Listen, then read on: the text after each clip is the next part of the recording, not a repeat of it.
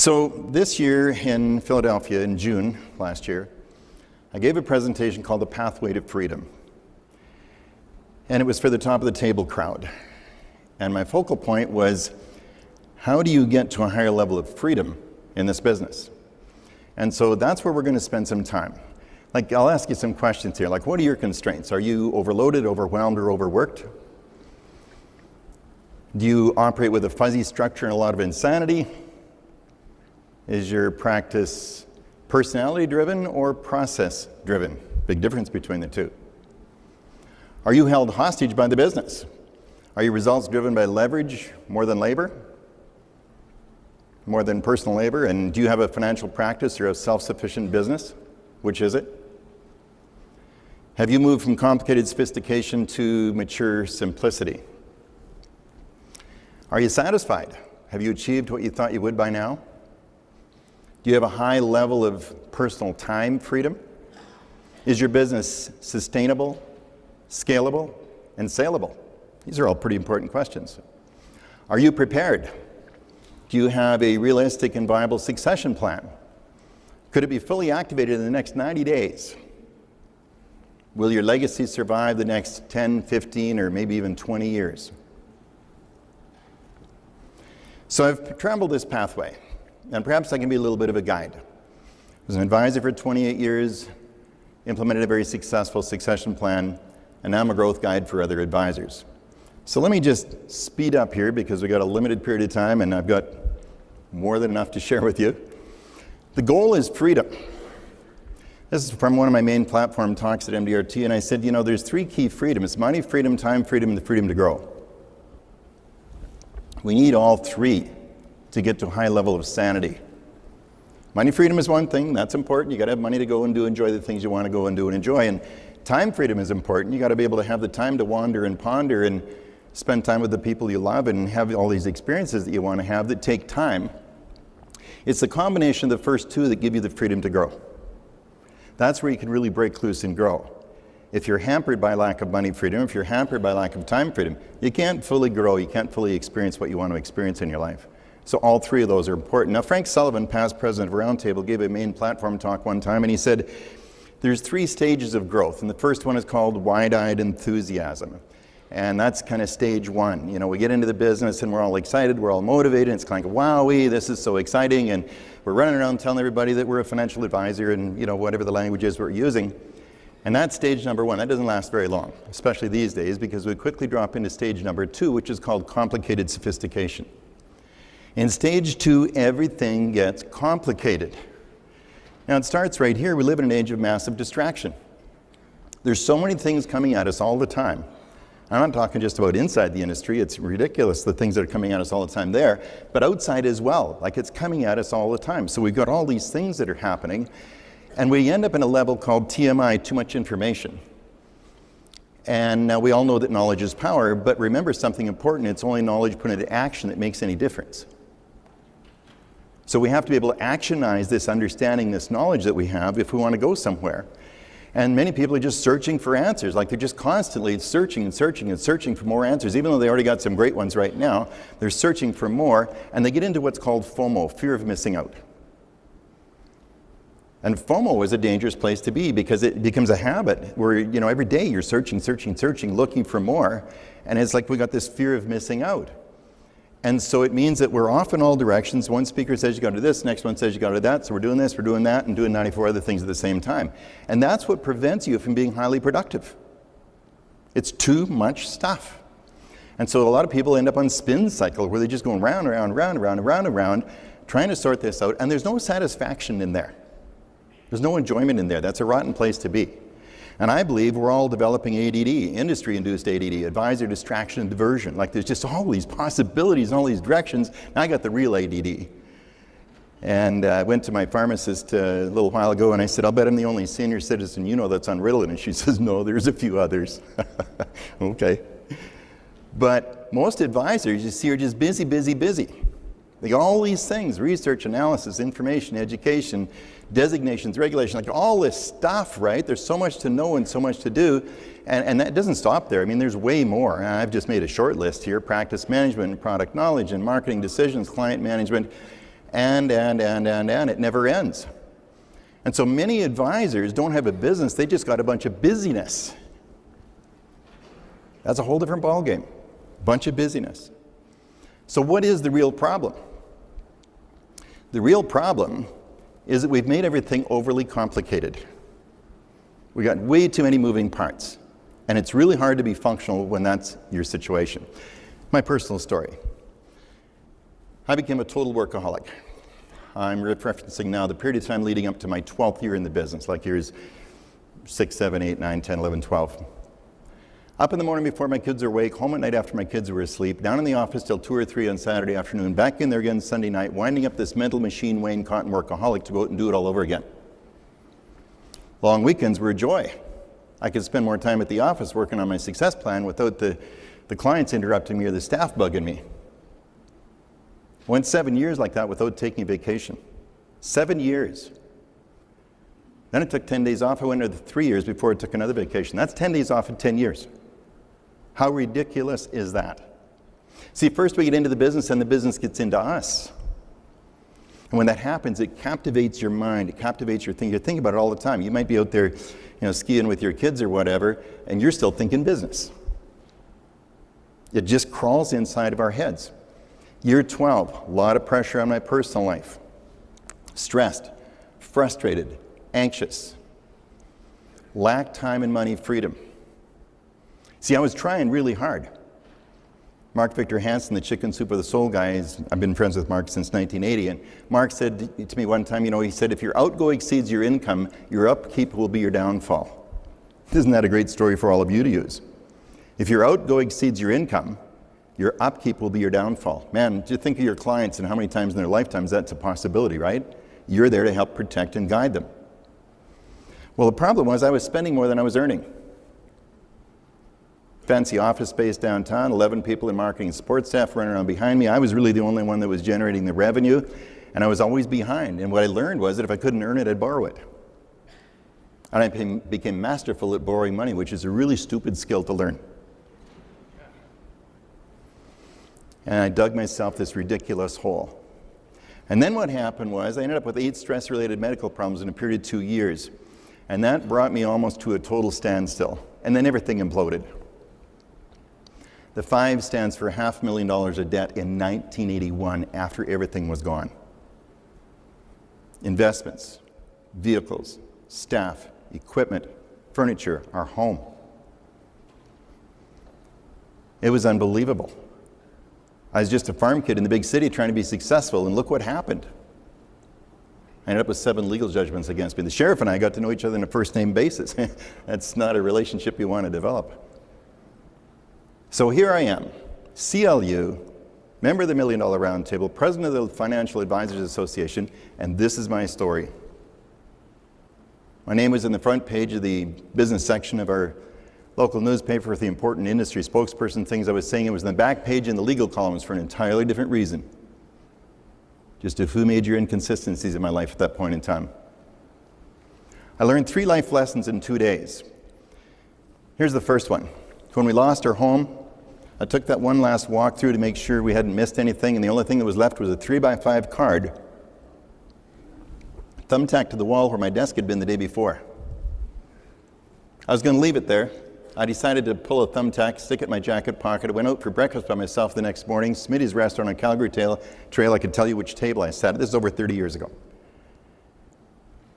And dropped my car keys in my jacket pocket. Out came that 3x5 card, and I read it, and I laughed out loud. If you got a problem.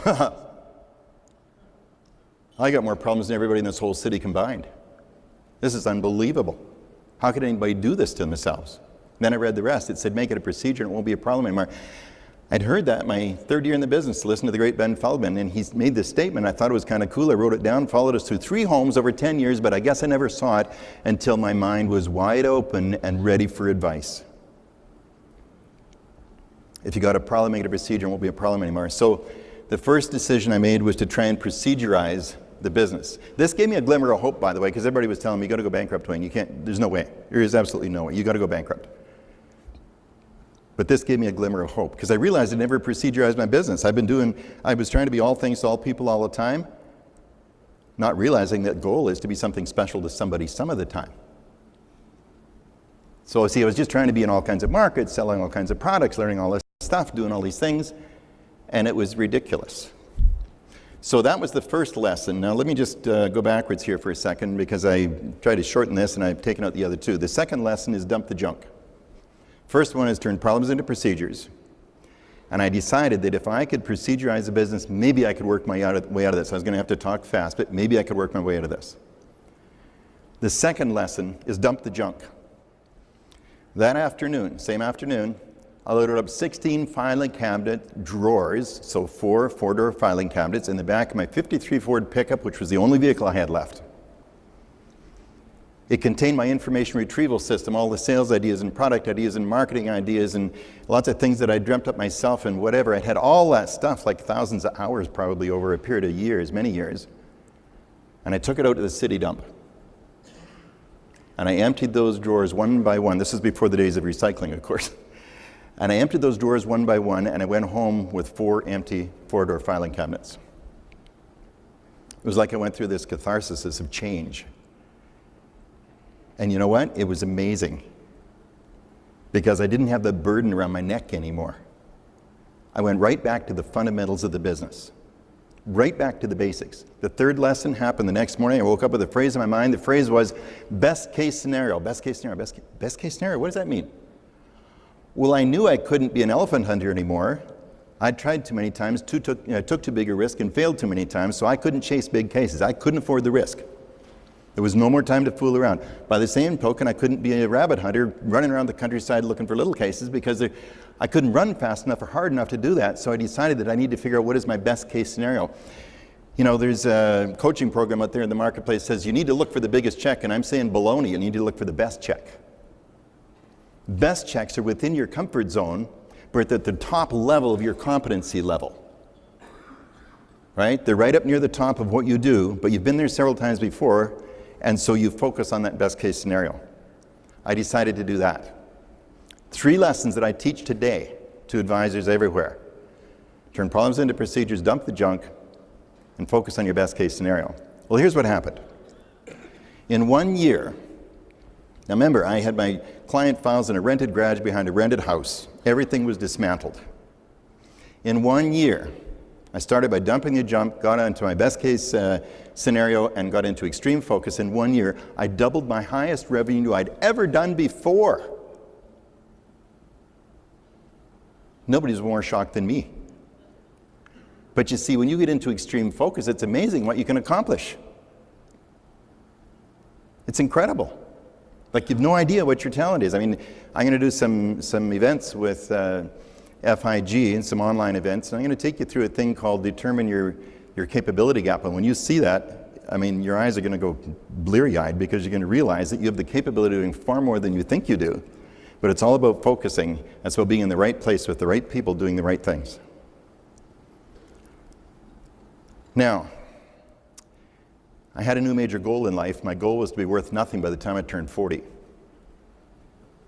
mean, I'd gone so far in the hole, I figured if I can get back to 0, I'll be doing fine, right? It took me 6 years, but I did it.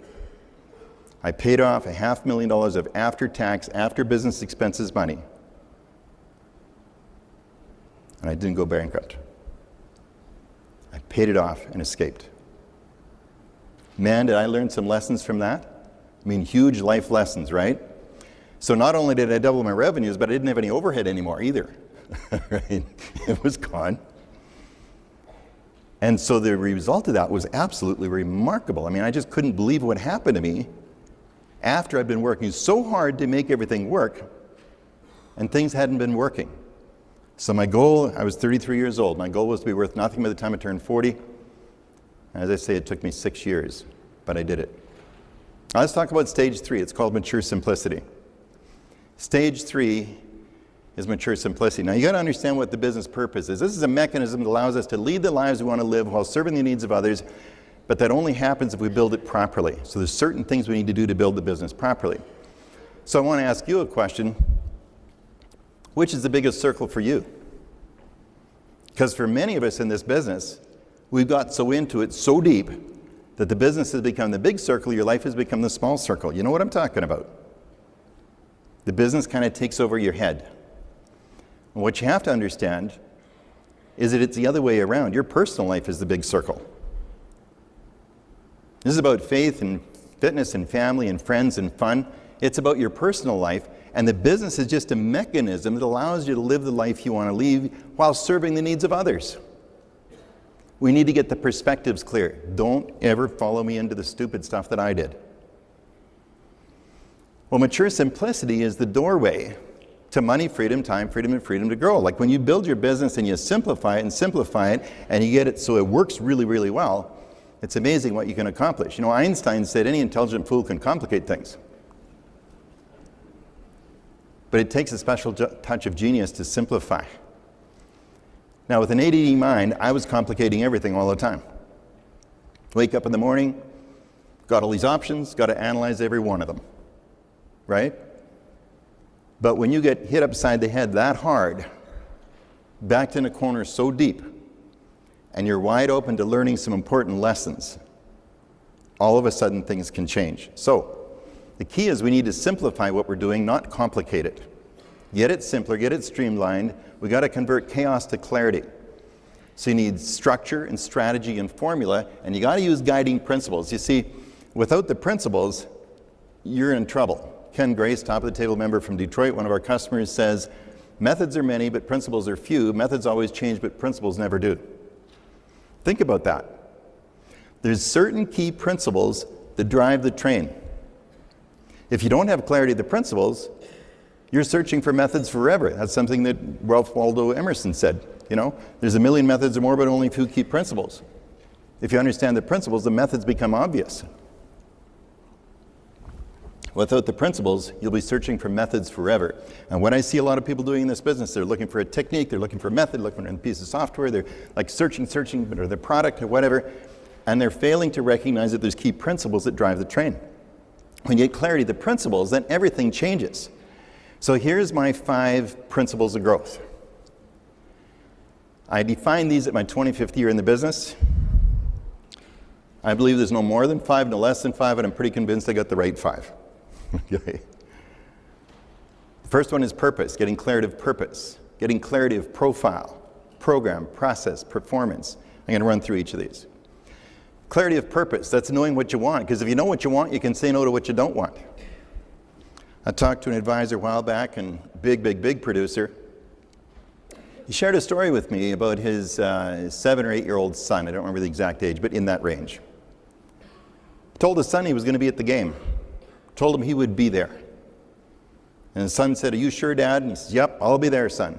You know what he did? He took an appointment instead. He didn't show up. When he came home, he's all apologetic to his son, like he'd been so many times before. He said, "Here, son, I'm going to make it up to you." He writes him a check for $1,000. $1,000 for a kid that age. He says, "Here, son, let me make it up to you." And the son looked at this thing. He said, "What's this?" And he said, "That's $1,000. And he tried to explain what $1,000 is. The kid ripped up the check, threw it on the ground, and said, "That doesn't matter to me."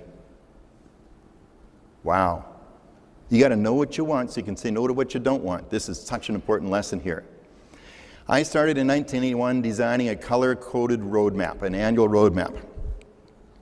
It's got 4 colors on it: red days, green days, blue days, and yellow days. A blue day is a strategy day. That's where you're working on the business, not in the business. It's standing back, strategizing, planning, not just regular daily organizing, but I'm talking about organizing your business, right? You're building your business. And so that's a blue day. You need to have blue days. Mellow yellow is personal time, MY, my time, mellow yellow. And then you got red tape, which is administrivia and education and cleanup and stuff. And then you've got green machine, which is generating revenue. Right? Green stands for go, green stands for money. So on the green days, you're going to earn some money doing the things you do for people, helping them solve the real life problems that you know how to solve.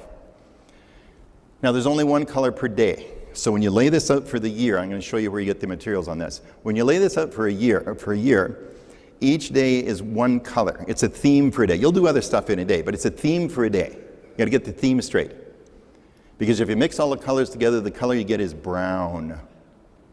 That's not the color you want, right? No. And so you need to keep the days vivid, clear, and bright. When I built my first time calendar, I learned the value of time. What happened was, I wanted to kind of see, what would my model life be like? And I started to map that out, and colors. I'm a dreamer and a dawdler, and I was, while I was totally broken, whatever, I was dreaming about what the future would look like. And I laid out a model year. I thought it might take me 5 or 7 years to get there. But in my model year, there was 180 days off. A long weekend every single weekend and 3 2-week vacations in the year. I thought it would take me years, but the more I looked at it, the more excited I got about it, and the more I decided I was going to do that this year. So I went straight from extreme workaholic to 180 days off. Man, did I learn the value of time.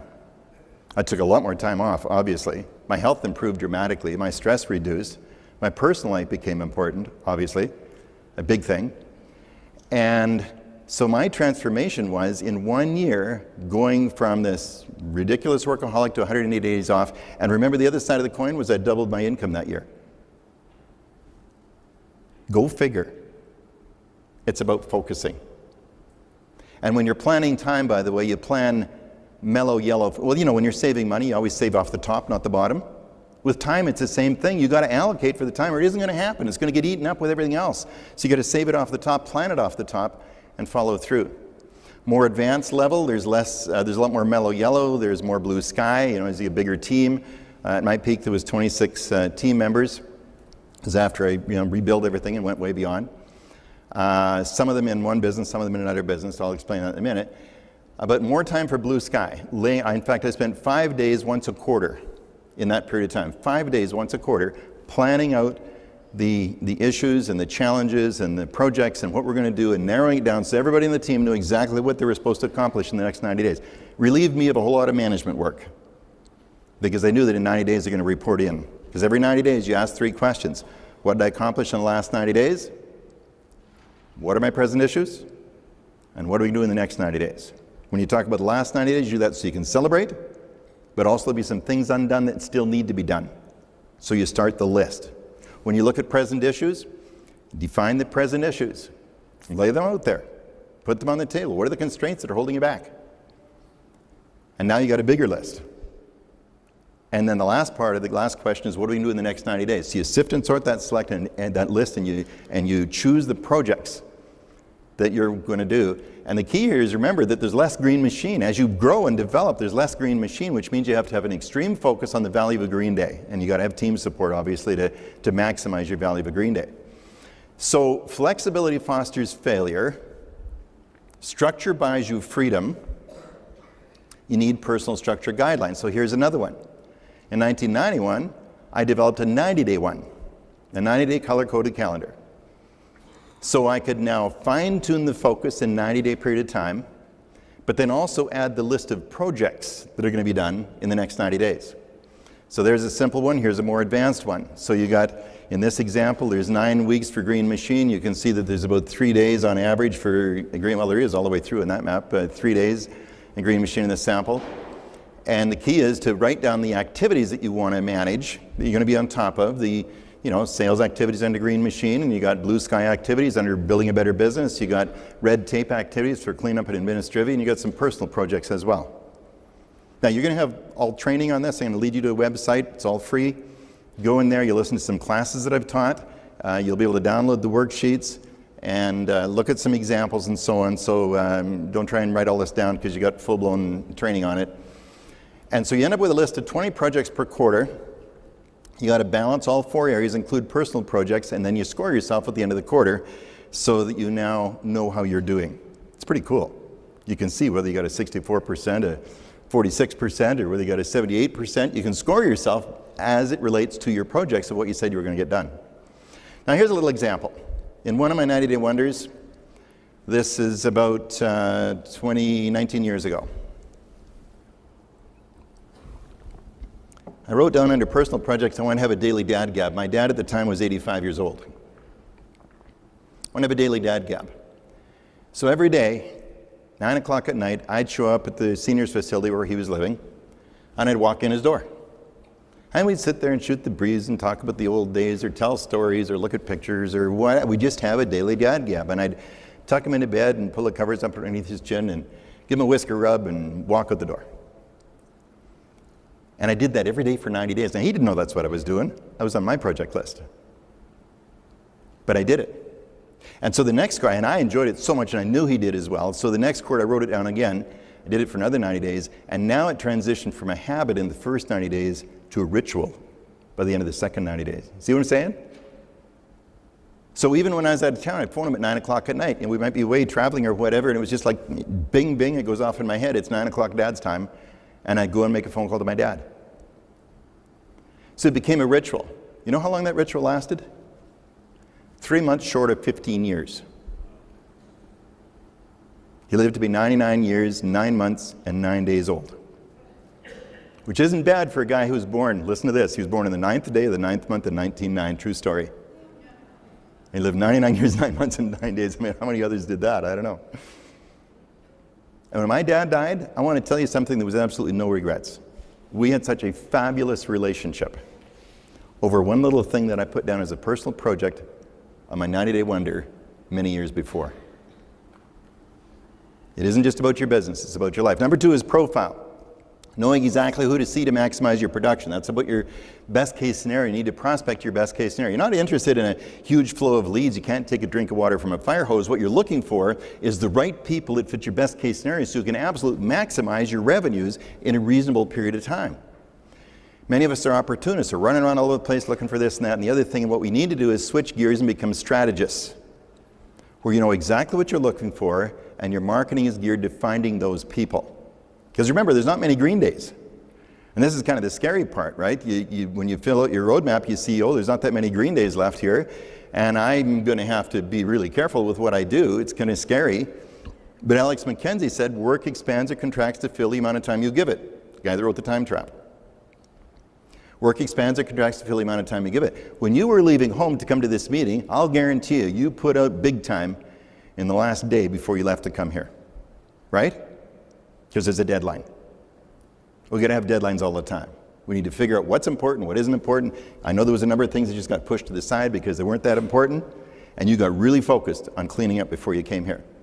So we need to focus on the value of a green day. How do we do that? Well, by precision marketing. It isn't about just praying and spraying. It's about knowing exactly who you're looking for and finding those specific situations. It's very selective in your prospecting, and the key is to find the right new clients. That's what you're looking for. You got to know exactly who to see, right? So where do you do your best work? Where's your highest level of competency? What's your sweet spot? Where do you really shine? In an area where you really enjoy doing business, you're maximizing your revenue, it's a lot of fun, you enjoy the people, etc. And so your best case scenario, the whole job is to find new prospective clients where you have competence and confidence, where you have chemistry, and where you can achieve consistency in results. There's 4 C's in there. That's what's really important, is that once you identify that, then you can set up an assembly line. That's what Henry Ford taught us all. So you see what I'm saying? Once you know your purpose and you know what you want to do, now let's get track of your profile, because if you know what you want, you can say no to what you don't want and focus on where you maximize your results. So this is just a very simple example. One of our customers in Chicago, 38-year-old advisor, and when I talked to him, he says, I've been seeing everybody and everybody, like all kinds of people, and I asked him a number of questions. I said, what if this was your profile? He said, man, I think I died and gone to heaven. That would be amazing. And I said, you can have that every time, not every 5th or 10th time. But it's going to relate to how you're marketing, right? So to determine your best case scenario, you got to look at your top 10 revenue generating clients over the last few years. You take them through a 20-point evaluation process and determine the similar 6 or 7. There'll be 6 or 7 look very much alike. And once you do that, then you look at all the characteristics in those situations, right, to determine your new profile. Once you got that profile, you're just looking for number 8, number 9, number 10 that look exactly the same. How simple is this? It's hugely simple, okay?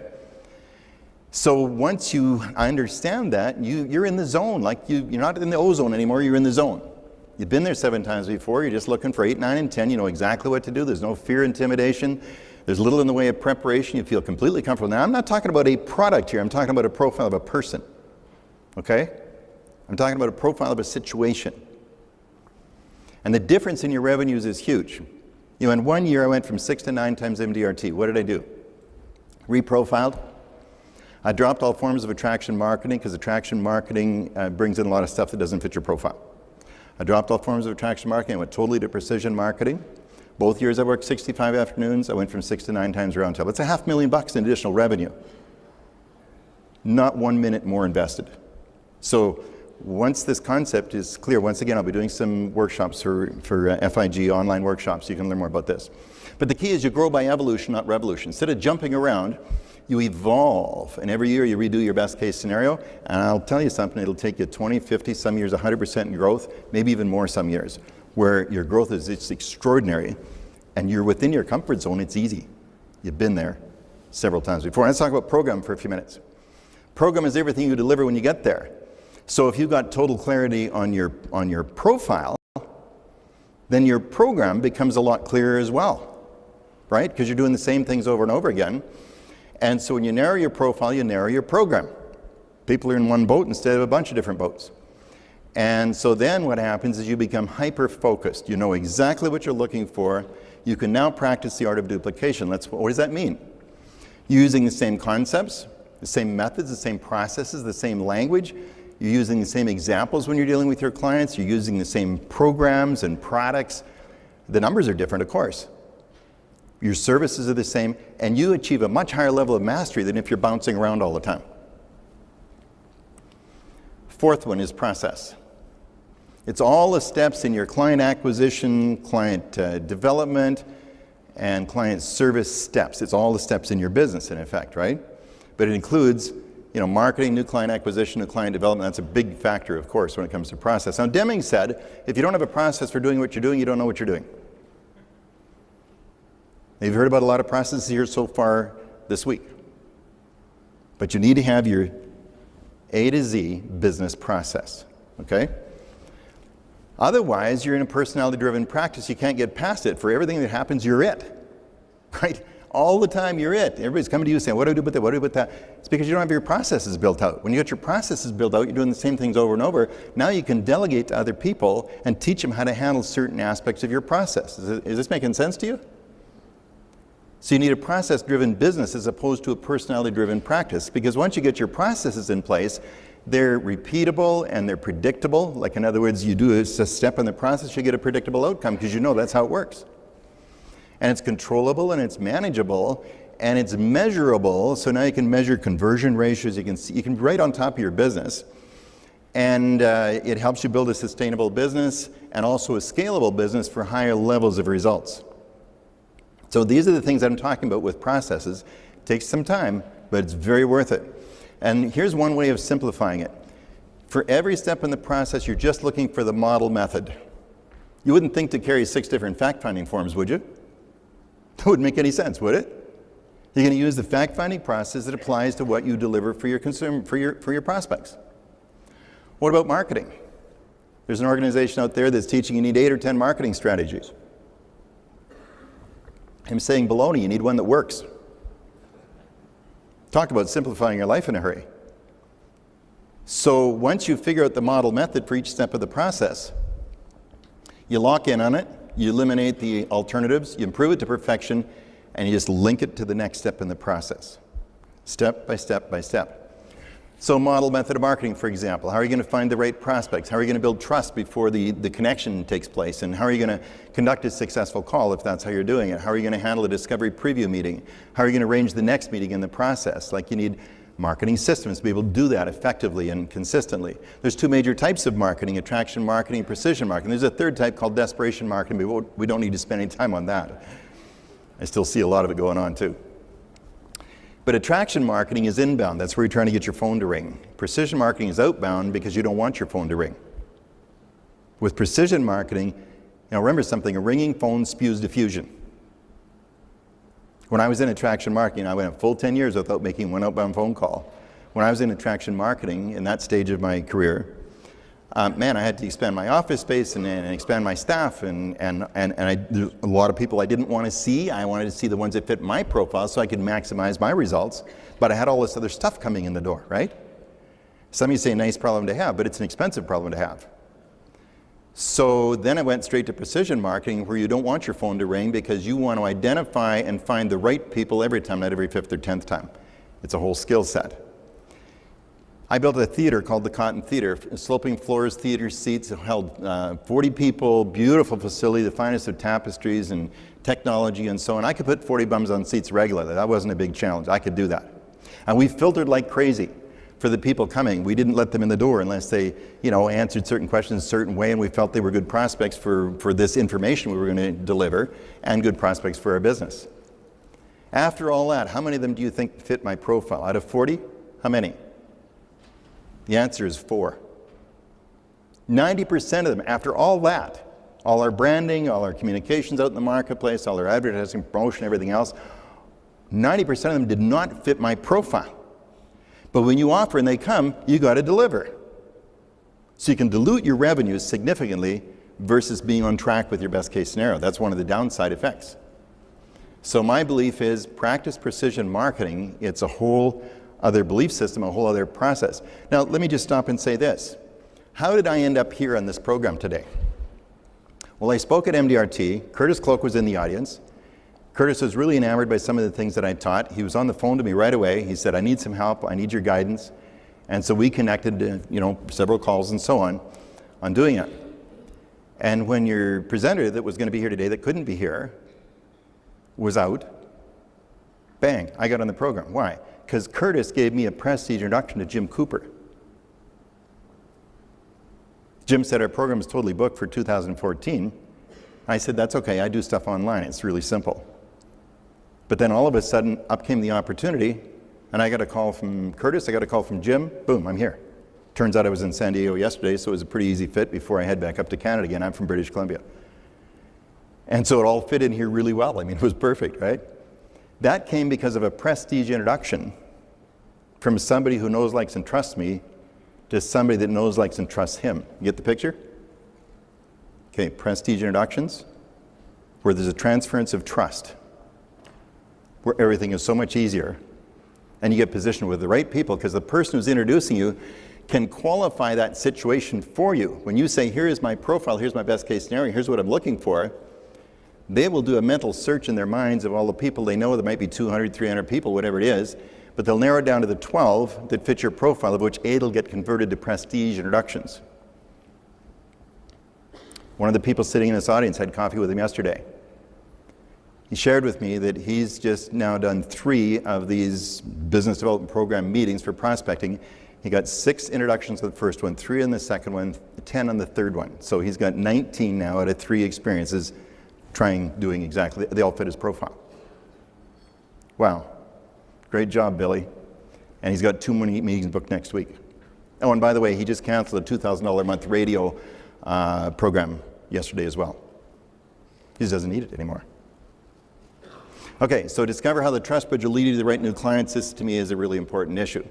And once you know what your right new clients look like and you've identified your best case scenario, then your job is to find, sift, sort, and select the right people that you want to invite into your clientele. So it's not only about finding them, it's about selecting the right ones. Because remember, your clientele is your biggest and best asset, or it should be.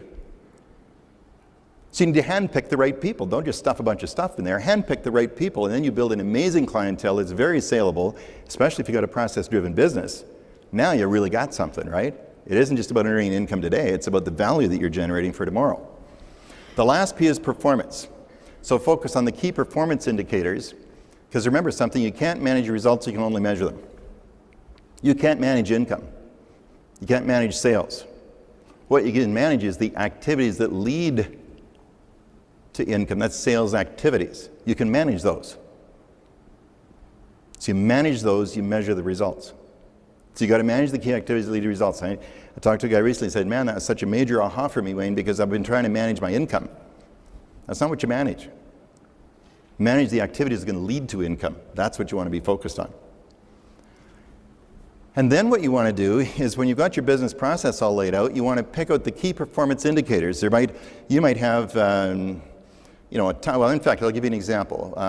Young guy that started working with us when he was 24 years old. Made double MDRT in his second year, core of the table in his third year, top of the table in his fourth year. Like unbelievable, far beyond what I ever did. And in terms of his, trajectory. He's earning well over $10 million a year now. He has 332 steps in his sales process. 332 steps. He builds life insurance strategies for wealthy people. He has 32 different strategies that he uses. He has a very clear profile of a prospect. The client is involved in 7 of those steps. The rest of it's internal. You have 3 tax accountants on his team. And, so they're measuring tax stuff and doing assessments, and they're doing all kinds of stuff, right? And the client is involved in 7 steps. He's involved in 2. He lives up at Whistler, takes a lot of time off. He's got this amazing business, lots of kinds of time freedom. But he learned that when he was 24 years old, the importance of both sides, money and time freedom. Learned the importance of process, learned the importance of profiling. He learned that as a kid in the business. And now it's, probably 24 years later. Last time I visited with him was at the MDRT meeting in Vancouver. We had a good interview. So I'm guessing he's 44, maybe 45 now. But a remarkable business, unbelievable business. But it's based on a foundation of process and knowing the key performance indicators that you got to be on top of. In my case, in the latter part of my career, I only had 1 performance indicator left, only 1. I'll share that with you in a minute. You got to build the right team around you as well to help you build what you're trying to do. But they got to be focused on your process, not just running around behind you trying to clean up messes, right? So let's talk about the practical application in my situation of these principles. So I just kind of tossed them all out there. So I had 2 significant businesses going. And I had my part-time financial practice, because that's what it was, part-time speaking and publishing business. And so that was the situation. And I had my priorities laid out like this. I wanted 180 days off a year, and I did that throughout that period of time, 180 days off a year. 120 days for the speaking and industry meeting circuit. And 65 days in the office. And let me back up 1 second. I had 65 mornings for my speaking and publishing business, 65 afternoons for my financial practice. That's all the time I had. So you got to be really focused. You can't fool around. And if it's process driven, that's a whole lot easier. So let's look at the profile. I was doing retirement tax and estate planning work with people between the ages of 65 and 70. I didn't want to see 62-year-olds and didn't want to see 75-year-olds. I had a real sweet spot right there. I learned there's a big difference between 62-year-olds and 65-year-olds. Maybe share that with you in a class sometime, but there's a big difference between the 2. I wanted them in long-term marriages. I didn't want, adult children and grandchildren. No longer working, they had already retired. They had income from pension plan, income producing assets in excess of $500,000. Now we're talking 25 years ago. And maybe it was $3, $4, $5 million, but a minimum of $500,000. And they were classified by others as nice people. There was some other things in my profile as well. They lived on the south side of the North Saskatchewan River in Edmonton, Alberta, Canada. Lived on the west side of Calgary Trail, over in the University District. They didn't live in fancy mansions, they didn't drive brand new cars. They were ordinary people who'd done fairly well for themselves, looking after themselves, but now it was time to make a mid-course correction. What did I talk to them about? Well, first of all, when they came in the door, I had a filtering process in advance, because I only wanted to see people that looked like this. So when people came in the door, they met with one of my counselors first, salary paid CLUs. They met with one of the counselors first. If there was just transactional sales involved, go ahead and do it. Don't bring them in my door. I want to deal with client trails, not transactional sales. If it was a client trail and it fit my profile, then do all the financial fact finding, then come into the meeting with them. I focused on the soft facts first of all, and then after I had that figured out, the kids' marriages and the grandkids and what they're doing, all that kind of stuff, soft facts. Then I would say, we do a lot of work with people in very similar situations to yours, and with your permission, I'd like to define the 4 major issues that we find. And they'd say, sure. First one's financial complication. Now, as soon as I dropped into this fact, the counselors shut up. They knew their job was to never say a word. It's Wayne's show now. And I focused on the present negatives, and I magnified the present negatives. Financial complication is a big thing, where people got way too many pieces of paper. And they're busy stockpiling, even though there's no more rain coming. They've overdone it. Okay, there's no more rain coming, but they're still stockpiling because that's what they've always done. I'd say to people, when you're 65, stockpiling is a lot of fun. You poke mom in the ribs every year and you say, hey mom, look at this. We put our money on top of the pile than we used to when we actually work for a living. Isn't this great? When you're 75, it could be a problem. The loss of your health, the loss of your spouse, the loss of your mind, any one of those 3 events, and what was fun at 65 could be your worst nightmare at 75. And when you're 85, I'll guarantee it's a problem. So I teach people how we need to make a mid-course correction. Instead of the stockpiling system, let's figure out a better option. Instead of financial complication, let's simplify everything. And what about the tax trap? Government's got it figured out perfectly, right? Everything's tax deferred, cap gains, and tax deferred plans, and so on. Even assets that are going to have recaptured depreciation on death, in Canada at least. I'd say to people, we don't have estate tax in Canada anymore, but we sure do have departure tax, because when you depart, there's tax. There's tax all over the place. And so I talk about the tax trap. Now that you're in, how do you get out? Then I talk about estate clutter. You know, your mother told you you're supposed to clean up your own messes in life. Estate planning is the art of dying neatly. And what I see here is you got a big mess on your hands. I mean, it looks simple to you because you're kind of managing it on top of it, but you know what? 3 months after you're done, your wife's going to hate you because you left this incredible mess behind. You got to clean this up. You got to organize it, package it, put it together the right way. Would you like to see the model that we use to help our clients resolve those kinds of issues? Yeah. I'd show them the model. Now, by the way, those 4 things there, they might average 10, 12 minutes a piece with stories, examples, paraphrases, whatever. Like they really knew the issues when I was done. And they were excited about seeing the model. I'd show them the general model, say, would you like to see how that model would work in your situation? Sure. So I'd show them how the model would work in their situation. And so that then brought us down to a stage of closure. I got agreement in principle. Once I got agreement in principle, they wanted to go down a path here. I'd say, okay, folks, I've done my job here today. It's been really fun working with you. We've got the strategy built and laid out. Tom's going to take over and handle all the details for you. I'm going to go get involved in another meeting. It was great meeting you. We'll see you again. I would never see them again. Policy owner service was all done by my team. Now that sounds weird. The way we've been raised in this business, you know, it's got to be all about us and we got to service everybody. Get your ego out of it, build your business process. You know, the last 15, 18, probably 18 years of my career, we didn't lose one single case in 18 years, 100% persistency. It's because of the model and the process and the value that was being delivered to people. And as a tandem team approach, instead of having people who were handling certain aspects on their own, yes, they handled some on their own, but it was a tandem team approach where you bring somebody new on board, you say, look, we operate as a tandem team around here. I need your help with step number 4, 13, 22, and 46. And you make up a job description, you hire to that job description. And then you teach people how they accept it from somebody else, they do their job, they hand it off to somebody else. It might be as simple as confirming appointments. But it's a process-driven deal, right? So tandem team approach. So in the end, I only had one step left. I had a prep team and a cleanup team. My only job was building strategies with people, and I wanted to have 65 appointments in the year.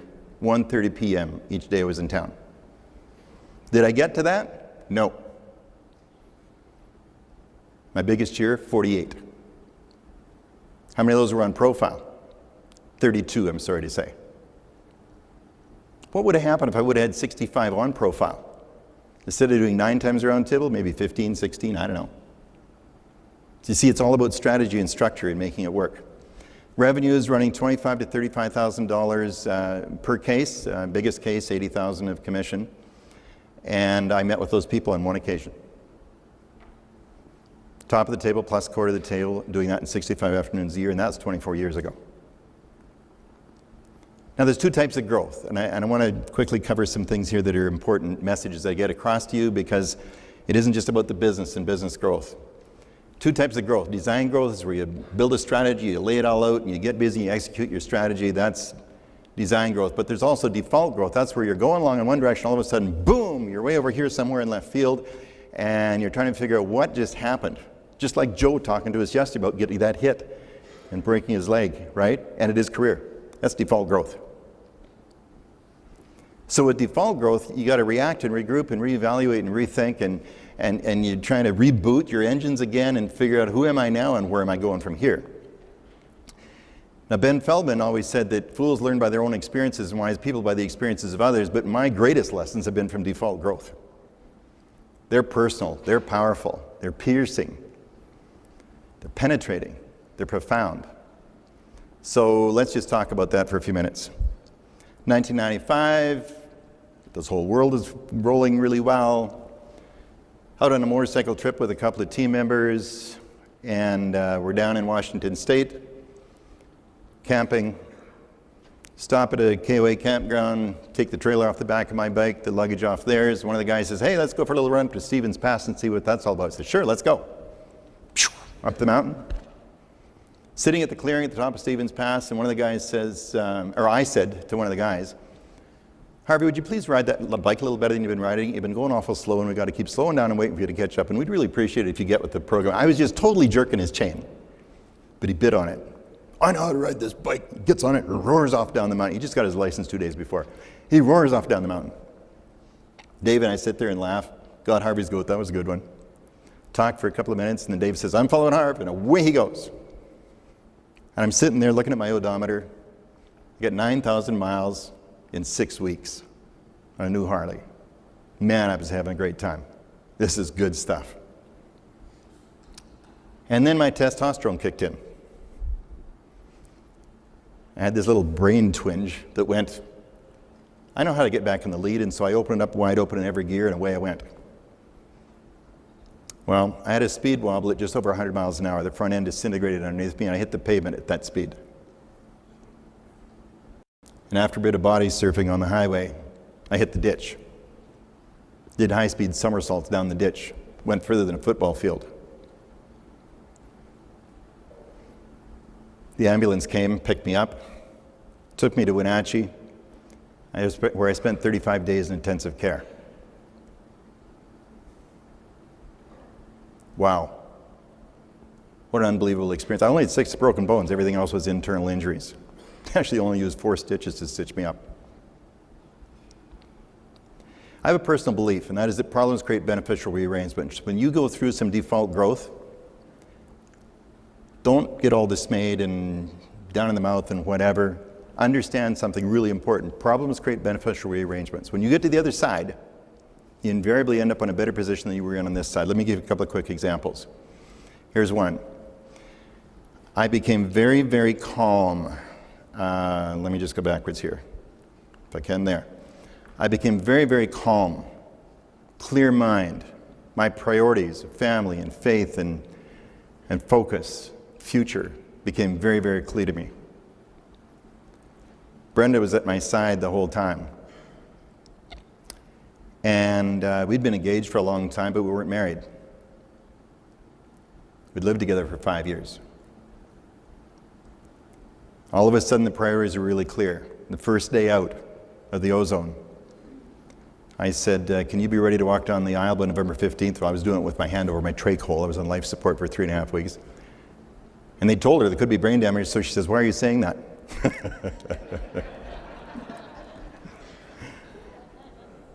She agreed, and that decision was made. Because all of a sudden, things were different in the priority focus. My kids, I tell you, we got a lot closer. We've always been close. We got a lot closer as a result of that motorcycle accident. When they would come to visit me, the charts of the machines, whew, right through the roof. The emotion, even though I was in a drug-induced coma. I heard my dad say, I love you for the first time. I'd never heard it. And after that accident, my dad and I started saying, I love you to each other. Whew, that alone was worth the accident. It was amazing for me. What about the business? Now what do? I decided to implement my succession plan. It was a very process-driven business. It was in good shape, so I decided to implement my succession plan. I sold it to my team. I went and raised the financing. I got one check. I walked out the door. I had this big lower pouty lip. Oh, gee, after all this work I'd done to put this together, I walk out the door. The thing is, nobody even missed me. And that was an amazing succession plan. It's now 18 years later. It's in the same location with the same name in the door. And the guy that runs at the top of the table member, and I'm really proud of that legacy. The goal is freedom, folks. Money freedom, time freedom, the freedom to grow, and career satisfaction. Those are the things that are really important. So let's get something straight. There's a lot more factors in your business and your career. Just lose a few to see what's really important to you. I want to bring this back to stuff that's really important. What do you really value? Some things here that are way more important than your business. I'm going to end by sharing a story with you. I call it the butterfly story. The story is about a dad and a little 4-year-old girl. Her name is Adina. The story took place up in Canada. It It was in the fall of the year. And It was a beautiful Sunday day. And the dad and the little girl got up early, and they were making some things on the kitchen floor. They made a little man, a little dog, a little horse, a little chicken, working away with plasticine. And then the mom and the other little girl got up, and they all had breakfast together. After breakfast, the dad went downstairs to his den to start doing some reading, and little Adina followed him down there. And she says, "Daddy, let's make something." Daddy says, "Okay, kid, you figure out what you want to make, and we'll make it." She came back after a while, and she says, "Let's make a butterfly."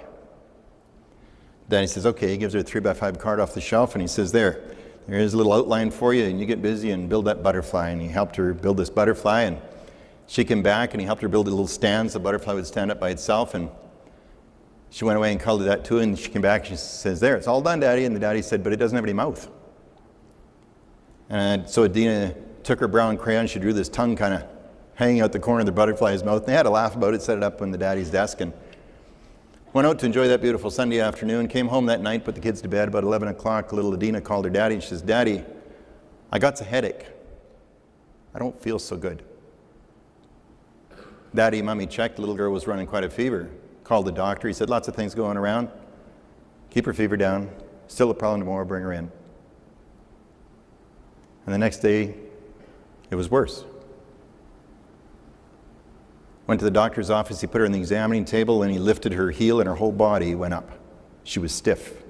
He said, "Well, this kid's got spinal meningitis. Let's get her over to the hospital, get her antibiotics. You know, sometimes there's problems with spinal meningitis, but she should be okay. It's plenty early." Got her to the hospital. About 5 p.m. 9 o'clock that night, that little girl went straight downhill. Boom. 7 heart arrests in the night.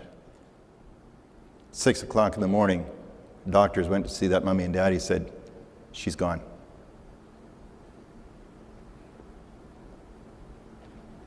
That daddy went back home to start making some funeral arrangements for his little girl, and he was tired, and he was angry, and he was defeated, and he was frustrated. Life seemed so fragile. He walked into his desk. Guess what was sitting on his desk? His butterfly. It was her butterfly. A symbolic gesture from that little sweetheart to her daddy. And you ask me why I know that story so well, because I'm that daddy. And Adina was my little girl. There's her butterfly.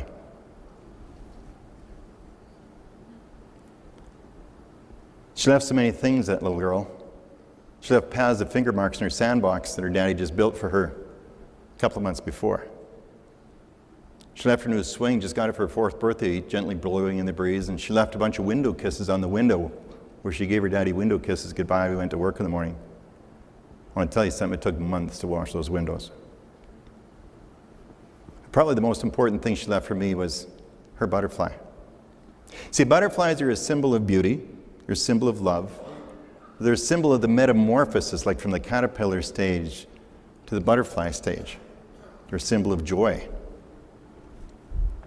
Butterfly is a really important deal. I wear a butterfly ring on my little finger, have for many, many years.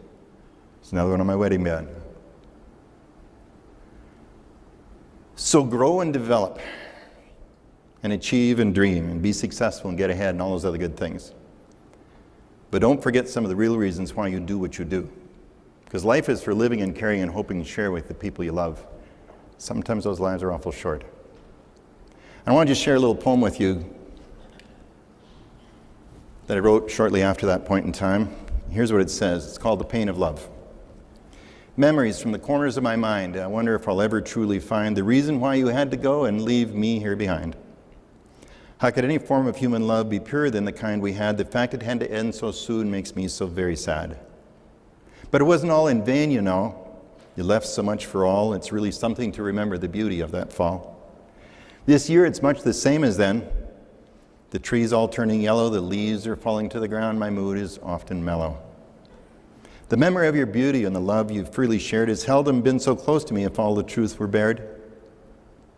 I guess all loves are different because of place and time, but none will ever get to be the same as yours and mine. I could have never loved this much if you had never came. The power of it all has helped me love almost the same. There are so many others who need and want the same if only they could get there without experiencing the pain. But if that's what it takes, babe, to know love like you gave, then all should share a love like yours. sometime before their grave.